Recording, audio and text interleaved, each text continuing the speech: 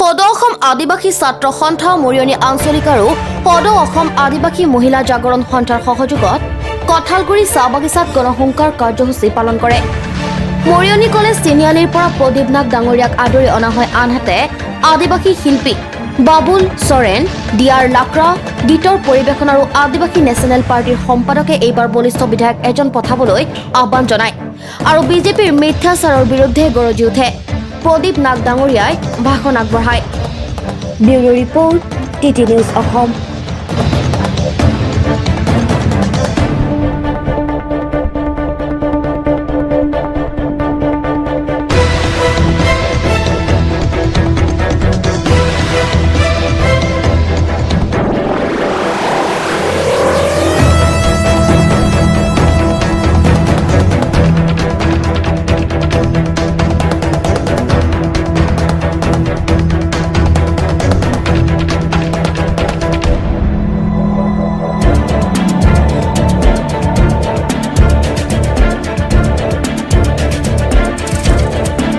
জনাইছে চৰকাৰক আৰু চৰকাৰে আপোনালোকক কৈছে যে জনজাতি কৰি দিম বা আপোনালোকে যিটো দৈনিক মজুৰি বঢ়াই দিম, সেইখিনি আজিলৈকে নকৰিল।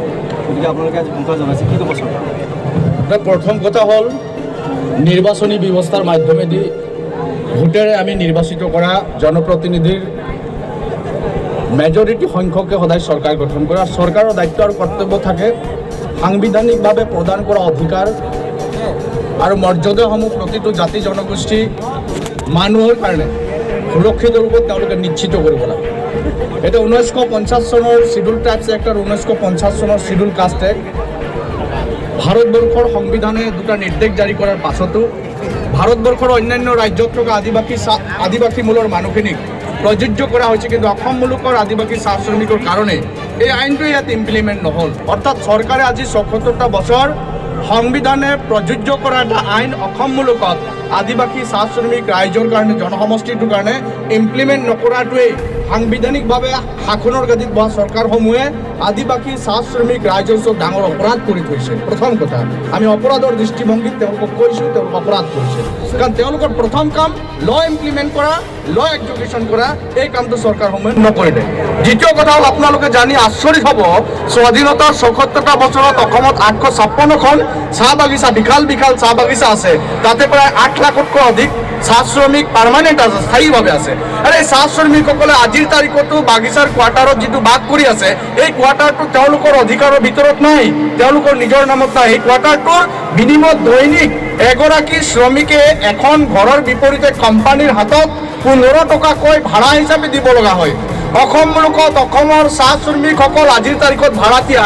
এইটো মোৰ ব্যক্তিগত ঘটনা নহয়, তেওঁলোকৰ আইনৰ যিটো লিষ্ট আছে, তেওঁলোকে কাইন্সৰ ভিতৰত যিখিনি কথা ৰাখিছে ৱেজ ইনক্ৰিজৰ ক্ষেত্ৰত, তাতে 15 ৰুপিজ পাৰ ডে পাৰ হাউচৰ কাৰণে অসমৰ চাহ শ্ৰমিকসকলে ৰেণ্ট দিব লগা হয়। অৰ্থাৎ স্বাধীনতাৰ ৭৪টা বছৰত অসমৰ ৮ লাখ চাহ শ্ৰমিক ভাড়াতীয়া হিচাপে অসমৰ চাহ বাগিচাত থাকিব লগা হৈছে। এইটো কোনখন দেশৰ কোন স্বাধীন দেশৰ কোনবিলাক স্বাধীন নাগৰিক হয় আজি কিন্তু বিবেচনা কৰিবলগীয়া হৈছে। এইটো এটা গুৰুতৰ কথা। অসম আদিবাসী ছাত্ৰ সন্থা কমিটমেণ্ট কৰিছে, কৰিম যেতিয়ালৈকে আদিবাসীবিলাক ওৰাং মুণ্ডা, চান্তাল, খাৰিয়া, উৰিয়া, চাওৰা, গড়, ভূমিজ, বৰাক যেতিয়ালৈকে ST নাপায়, SC নাপায়, তেতিয়ালৈকে আমি আদিবাসী সংকাৰ কৰিয়ে থাকিম। তাত কোনো মা আৰু বাপ নাই। কাৰণ আজি অসমত থকা ওৰাং মুণ্ডা, চান্তাল, খাৰিয়া, উৰিয়াবিলাক অসমক বনাই ৰখা, অসমক ৰক্ষণাবেক্ষণ দিয়া মানুহে আমি। সেই গতিকে আমি ইয়াৰ মৰ্যাদা যেতিয়ালৈকে নাপাম, আদিবাসী সংকাৰ ইয়াতকৈ জংগী হ'ব, ইয়াতকৈ কিন্তু কম নহয়। ইলেকশ্যন বুলি কোনোবা ক'ব পাৰে যে ইলেকশ্যন হৈছে সেইটোৰ কাৰণে আদিবাসী সংকাৰ কৰি আছে বুলি, কিন্তু হিষ্ট্ৰীটো চাওক, 96ৰ পৰা আমি সংকাৰে কৰি আছো, কিন্তু চৰকাৰে বুজি নাপায়। हम लोग डेमोक्रेसी का सिस्टम में हुंकार कर रहा है, सरकार समझना है तो समझो, क्योंकि आदिवासी ने डेमोक्रेसी को मायने रखते हुए काम किया है, उसको कोई दिन उल्लंघन नहीं किया है। लेकिन आप लोग मजबूरी मत कीजिए, बीजेपी सरकार हो या कांग्रेस सरकार जो भी हो, आप लोग गादी में रह करके जो आदिवासी का मांग है according to schedule tribe act 1950 schedule act volume 1 volume 2 के जरिए से आदिवासी को ST मिलना चाहिए। According to RGI we are tribal रहते हुए क्यों असम के आदिवासी को ट्राइबल नहीं मिला है? जो उनके असम के आदिवासी उरंग मुंडा, संताल, खड़िया, उड़िया, सावरा, गौर, भूमज, बराक, इसको क्यों ST नहीं मिला है?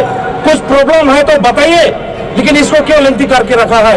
इसलिए जो रूलिंग गवर्नमेंट अभी बीजेपी सरकार है सेंट्रल में, इसलिए बीजेपी को ही बोलेंगे कि मोदी जी आपने क्यों आदिवासी को एसटी नहीं दे रहा है, क्या प्रॉब्लम है, आपका क्या जा रहा है?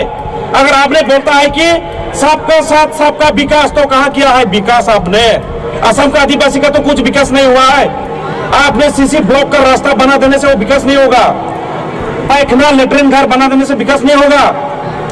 हम लोग को simple according to tea plantation act 1951 का जरिए से हम लोग बोला था मिनिमम वेज एक्ट कम से कम 350 रुपया होना चाहिए, उसको भी देने नहीं पाया आपने।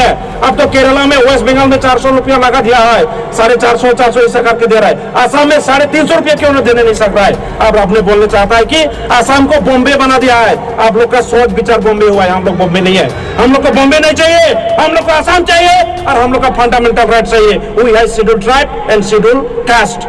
इसलिए हम गुण हुंकार के जरिए से बोलने चाहता है, क्योंकि सेंट्रल सरकार को हिंदी में समझ आता है, इसलिए हम लोग हिंदी में बोला है, और इंग्लिश में बोलना है तो इंग्लिश में भी बोलेंगे। इतना অসমবাসীৰ কাৰণে আমি ক'ব খোজো, অসমবাসীবিলাকে কিয় আপোনালোকে আমাক আদিবাসীবিলাকক হিংসা কৰে?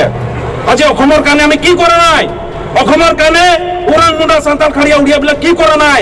নিজৰ জীৱন দিছে, নিজৰ তেজ দি আছে, সদায় ৰ'দত বৰষুণ পানীত আমাৰ মানুহ এইবিলাকে তেজ দি আছে। এইটোৰ কাৰণে আজি বাগানে চলি আছে, আজি বাগানবিলাক দেখা পাই আছে সেউজীয়া সেউজীয়া, আৰু বাগানত সোমাই আপোনালোকে ফটো ল'বৰ কাৰণে পথ ফূৰ্তি লাগে।